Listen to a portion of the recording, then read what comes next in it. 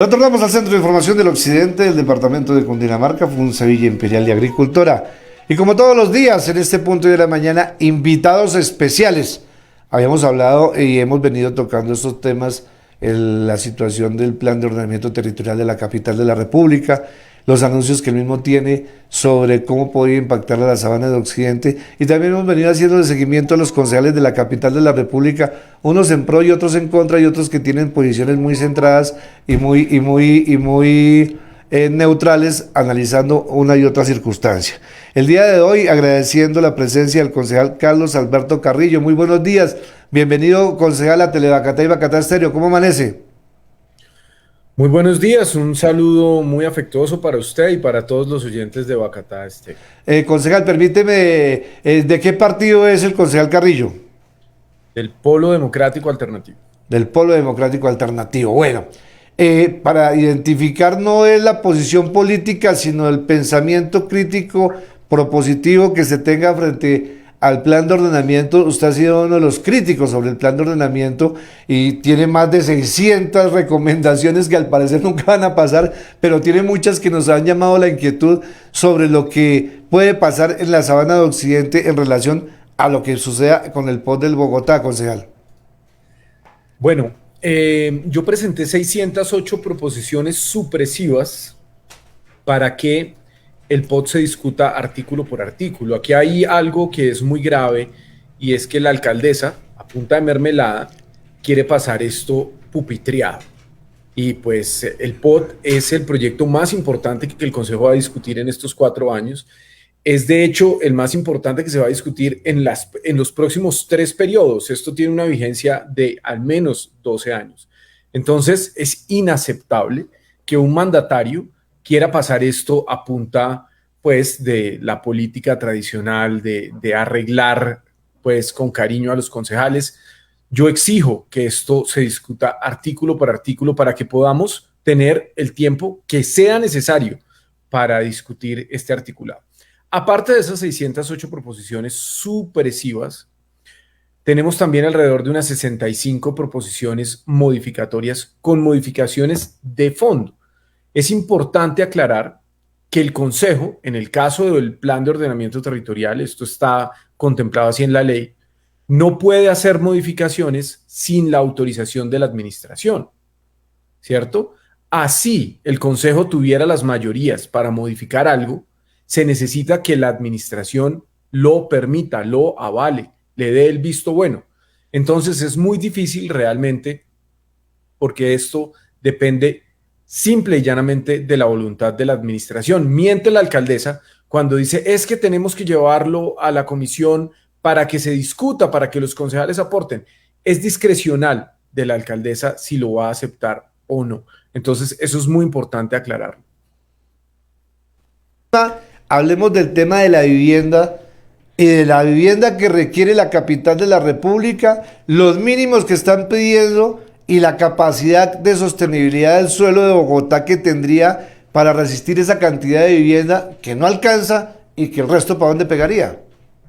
Correcto, aquí se ha planteado un falso dilema y es entre hiperdensificación y expansión.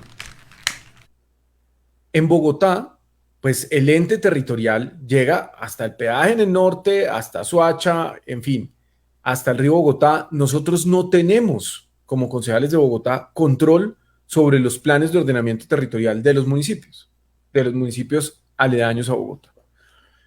Y este es un país libre donde la gente puede vivir donde quiera. Entonces, hay una oferta de vivienda de todos los tipos en la sabana. Usted encuentra hoy en la vía La Calera Huasca, encuentra unas casas estupendas pues para personas de estrato 5, 6 y de ahí para adelante, ¿no? También al otro lado del peaje de La Calera, pues eso ahí hay unas, no se pueden describir de otra manera más que mansiones. Y también va a encontrar vivienda popular, vivienda de interés social, de interés prioritario, vivienda para la clase media, muy media, en fin. Entonces, las personas son libres de irse a vivir donde quieran, no solo donde pueda pagar, sino donde les parezca mejor vivir.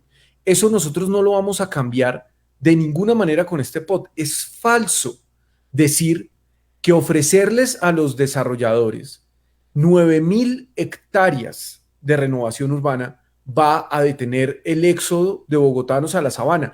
Eso es falso. ¿Y por qué?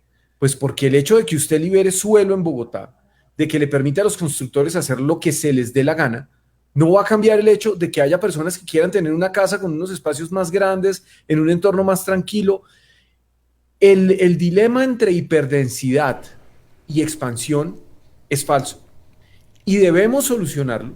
La única manera de abordar este problema, y por eso es tan grave lo que ha pasado con el tema de la región metropolitana, porque la región metropolitana es nuevamente una chambonada legislativa para darle réditos a algunos políticos. Lo que debemos hacer es buscar la manera en que el ordenamiento territorial en lo que es de facto la Gran Bogotá, la Bogotá y la sabana que la rodea, se haga de manera coordinada, de manera técnica, pero ante todo teniendo unos nortes y unos mínimos políticos, como por ejemplo el respeto a la estructura ecológica principal, como por ejemplo las condiciones de vida digna de los bogotanos y de las personas que viven en la sabana. Y por supuesto, esto solo se puede hacer si existen unos medios de transporte adecuados para conectar a Bogotá y los municipios. Eso no es el tal Regiotram que vendió el señor Rey, el rey de Cundinamarca. Eso no es el Regiotram que está vendiendo la señora Claudia López ahora en Bogotá con su nuevo mejor amigo Nicolás García. Porque antes la señora alcaldesa de Bogotá decía que Cambio Radical era un concierto para delinquir con personería jurídica. Esto lo decía Claudia López, eso no lo digo yo, eso lo decía la señora alcaldesa. Y ahora resulta que Nicolás García es su nuevo novio. Lo ha dicho también la señora alcaldesa. Entonces, así es realmente muy, muy complicado. Lo que sucede con esta modificación en las hectáreas de renovación urbana es que se generará una enorme especulación con el valor del suelo. Entonces, pues esto está pensado para favorecer a los desarrolladores y sobre todo para favorecer a los especuladores del suelo, a los dueños del suelo. Y una última cosa acerca del mínimo de metraje. Hay un error en el texto presentado por la administración al Consejo. Hay muchísimos errores. Es un texto hecho de afán, es un texto que responde al afán político de la señora alcaldesa candidata presidencial para el 2026 y pues obligaron a planeación a hacer ese POT en 7 meses, lo cual es imposible. Hay muchos errores, pero hay uno que es particularmente grave y es el del artículo 384, en donde se determina un metraje mínimo, no solo para la vivienda BIS y la vivienda VIP, con lo cual estamos de acuerdo, y unas condiciones mínimas para esa vivienda de interés social y de interés prioritario, sino que se determinan unas condiciones específicas y un metraje mínimo para la vivienda no BIS y no VIP. Y pues eso sí que no tiene sentido. Nosotros tenemos una propuesta que pone 18 metros cuadrados como mínimo de la vivienda en Bogotá, pero pues es que menos de 18 metros cuadrados es un armario, ahí no puede vivir ni siquiera un gato, ¿cierto? Pero esto que propone el POT, por error, es que las viviendas no BIS y VIP tengan más de 26 metros cuadrados, 2 cuartos y unas condiciones pues que básicamente harían que en Bogotá no se puedan construir apartaestudios. Y eso, pues en eso yo sí no estoy de acuerdo, porque si una persona quiere vivir en un apartaestudio, está en todo su derecho. Y esto le cerraría la posibilidad a que esos proyectos se hagan. Es un error y creo yo que eso, si el texto se aprueba en la comisión, seguramente se va a corregir, pero ha generado mucha polémica porque distorsiona el mensaje que quiere enviar la administración de un mínimo para la vivienda BIS. Pero, concejal, a ver, una cosa es apartaestudio, que está dentro de los temas normales del metraje que usted acaba de decir, pero otra cosa es involucrar una vivienda BIS o VIP en 26 metros cuadrados. Es que ni siquiera las del mismo Vargalleras que están devolviendo, que eran como de 40 metros, han servido. Reglamentarlo por debajo de una vivienda es darle la posibilidad a los constructores que hagan mucho más negocio con un área mucho más pequeña. Totalmente de acuerdo, es un absurdo, pero además hay algo muy grave, y es que esa vivienda BIS y VIP, lo primero que hay que decir aquí es que el Estado colombiano no cumple con su obligación de garantizar el derecho a la vivienda. El derecho a la vivienda es algo que debe ser garantizado por el Estado. Pero lo que existió en Colombia, que eran unos proyectos estatales ambiciosos como el Banco Central Hipotecario, el Instituto de Crédito Territorial, en fin, de un Estado que no se regía por esos principios un poco inflexibles del neoliberalismo de las últimas décadas, ha dejado en manos ese Estado de los privados solucionar el déficit de vivienda, y eso es imposible. Entonces lo que se inventan son unas gabelas y unos descuentos financieros y unos incentivos para que sean los privados quienes lo hagan, porque el Estado no quiere hacerlo, al Estado no le interesa garantizar ese derecho. Entonces, en el caso de la vivienda BCB, hay unos descuentos tributarios muy importantes para los constructores que lo hagan. Si yo hago una vivienda BIS de 17 metros cuadrados en el Parque de la 93 y la vendo como apartaestudio, me estoy quedando con los descuentos tributarios. Eso es inaceptable, eso es robar al Estado, porque igual el constructor se está lucrando de ese proyecto y además le están dando unos descuentos tributarios, y yo le aseguro que ninguna familia necesitada de vivienda va a irse a meter a un apartamento de 17 metros cuadrados en la 93. No así cabe. cuesta 180 millones de pesos. No, no va a caber tampoco, Diego. Concejal, con los buenos días. Pero ya vamos para 3 administraciones en que el POC de Bogotá no se va a poder aprobar. Recuerde usted que con Gustavo Petro como alcalde pues no hubo POC, con Peñalosa tampoco, y ahorita por lo que uno vislumbra, recuerde que ustedes más que nadie saben, tienen ustedes una ley que es para ustedes, que es el reglamento interno, en el cual ese proyecto son 90 días que tienen que cursar ahí. Hay una cosa cierta también que nos pasa por aquí en lo del POD, que eso es iniciativa del alcalde, como es el plan de desarrollo, como es el presupuesto, y que tiene que ser conciliada, es decir, es la ley, la regla que existe, de ahí de esos parámetros no se pueden salir.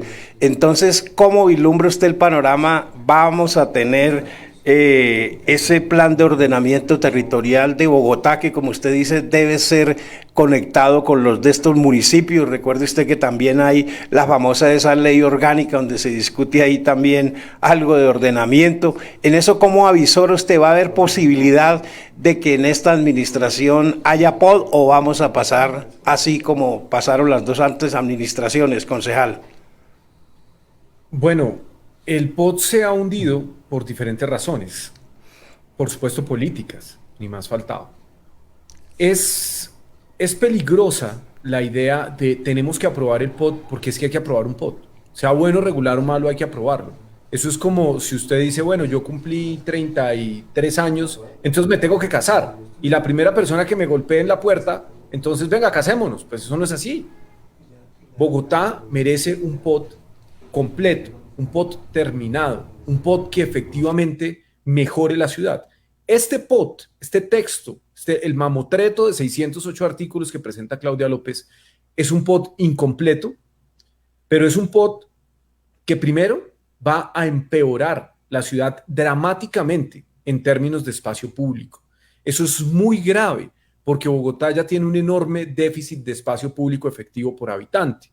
Entonces, permitirle a los desarrolladores generar proyectos de una escala, una escala gigantesca, sin recibir de ellos, sin que el Estado reciba de ellos una compensación suficiente, sobre todo en espacio público, va a generar una hiperdensificación que empeorará la manera de vivir de los bogotanos.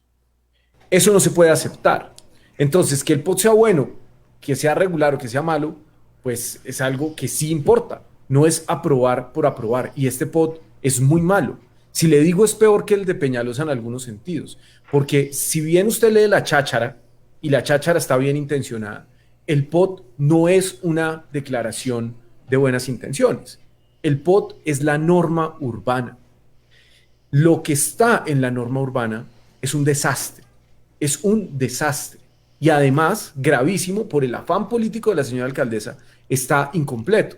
Hay una cosa que se llaman las actuaciones estratégicas, que son, imagínese usted, una zona de distensión, como un caguán. Entonces son 25 caguanes en la ciudad donde se da una distensión a la norma. Y dicen, bueno, pues es que esto es muy estratégico, entonces como tenemos tanto afán, lo definimos después. Eso es inaceptable. Eso es inaceptable porque además le genera inseguridad jurídica a los gremios. Y eso tampoco es correcto, porque el POT debe determinar la norma, el POT debe determinar unas reglas claras para el desarrollo de la ciudad. Eso aquí no está pasando. El próximo alcalde va a poder modificar eso porque no queda blindado dentro del POT. Eso es un gravísimo error. Fíjese usted, ellos se inventan una cosa que se llama las áreas de integración modal, que es donde se cruzan las líneas de Transmilenio, ¿cierto? Entonces usted tiene un paradero aquí, otro paradero acá, y entonces le dicen área de integración multimodal, no sé qué. Y lo que hacen es utilizar eso como una excusa para permitirle a los constructores hacer lo que se les dé la gana.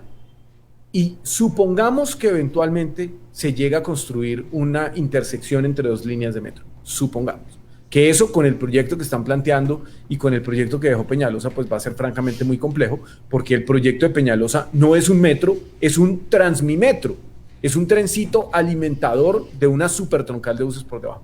Pero digamos que esa supertroncal de buses se encuentra con el Regiotram, que también es un juguetito. En ese punto donde se encuentren, los constructores van a poder hacer lo que quieran, y las condiciones para recuperar el espacio público necesario para servir a todas las personas que estén ahí, a esa población flotante alrededor de esa área de integración modal, son exactamente los mismos que en cualquier barrio de la ciudad. Eso es un error gigantesco. No vamos a tener el espacio público para servir a esas personas. Entonces aquí pues hay unos errores que son imposibles de subsanar, sobre todo porque, como hablábamos al principio, las modificaciones deben ser aceptadas por la administración. Yo, por ejemplo, tengo una modificación concreta de la que no me bajaría nunca, y es reducir los índices de edificabilidad. El máximo de porcentaje de veces que usted puede meter en el mismo suelo. Digamos que usted tiene un lote de 1000 metros cuadrados, entonces usted puede meter, si tiene índice de edificabilidad 2, podría meter 2000 metros cuadrados construidos, y así. Yo exigiría que eso bajara del 7 que da la administración a 5, máximo en Bogotá. Eso es suficiente para hacer, ojo con esto, eso es suficiente para hacer edificios de 20 pisos. 5. Es que aquí estamos hablando de algo que es desproporcionado. Concejal. Entonces, para terminar, sí, digo que si bien por razones políticas se ha hundido el POT antes, esta vez está pasando exactamente lo mismo.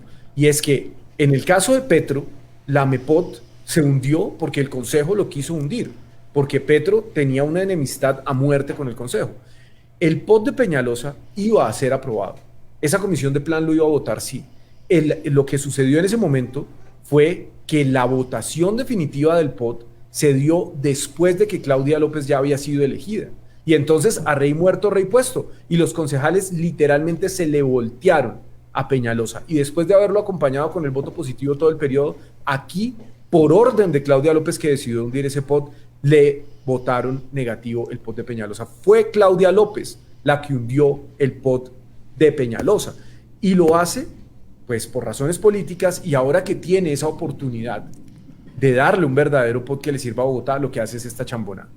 concejal, con los buenos días, le habla Camilo Muñoz. Pues sin duda, ya que usted entró en materia de movilidad, otro de los puntos que se plantea es llenar esta zona, la sabana de Occidente, la sabana Centro, con los vehículos de carga pesada. Si bien en este momento ustedes vienen a Funza, pasan por Cota, por Chía, y el trancón es igual desde las 6 de la mañana hasta las 5, 6 de la tarde, es decir, 10 horas, 12 horas de completa inmovilidad por la calle 13, por la calle 80 que toma hasta Siberia y luego desvía para Cota, para la ciudad de Bogotá, y ahora con los vehículos de carga pesada para que ya no entren por el norte, sino que sigan por esta vía, descongestionando la calle 13, pero pasando a esta vía que conecta a Funza con la calle 80 de Bogotá y por supuesto con los municipios de Cota y Chía, en vías que son demasiado angostas y que si hoy son inviables, pues cuando los vehículos de carga pesada pasen por ahí, realmente no sé cómo vamos a lograr llegar a Bogotá por este tipo de vías. No, pues Camilo me dice, Camilo, buenos días. Usted tiene toda la razón, pero esto realmente es producto de la mezquindad de nuestra clase política. Quienes han gobernado Bogotá y Cundinamarca históricamente han sido mezquinos, pequeños. A ellos no les importa desarrollar el territorio. Lo único que les importa es esquilmar a los ciudadanos, sacar de ellos su tajada e irse a vivir a otra parte. No estoy hablando del señor exgobernador de Cundinamarca, ¿cómo era que se llamaba? El Cazador. Bueno, en fin, los gobernadores de Cundinamarca, Álvaro Cruz terminó en la cárcel. La esposa de Álvaro Cruz, la señora Zoraida Rosso, mano derecha de Enrique Peñalosa, era la señora Zoraida Rosso. Mano derecha, mejor amiga, secretaria general en su alcaldía, terminó en la cárcel, igual que Álvaro Cruz por el carrusel de la contratación. La señora Rosso terminó en la cárcel por sobornar a un funcionario en el marco del proceso en contra de su esposo por el carrusel de la contratación. Entonces, estos gobernantes han hecho cosas que son absurdas, como por ejemplo, no desarrollar un mínimo de medios de transporte. Es que vea, en el caso del Regiotram, del famoso Regiotram del señor Rey, ahí vemos un error gigantesco. Cuando usted tiene una carrilera, cuando usted tiene una vía férrea que le pertenece al Estado, eso es como tener una carretera, ¿cierto? O sea, por ahí pasan los trenes y usted puede llevar pasajeros, carga, lo que quiera. Es la misma función que cumple una carretera. En lugar de entrar a Bogotá por esa vía férrea, pasajeros y carga, eso ha estado abandonado durante décadas. Eso es una cosa inadmisible, porque es que aquí no estamos hablando de un gran y ambicioso proyecto de ingeniería. Es que los trenes son del siglo XIX, los trenes son decimonónicos. Aquí me perdonan el paréntesis artístico, hay un cuadro muy bello de un pintor inglés que se llama William Turner, que se llama Velocidad, Vapor y Lluvia.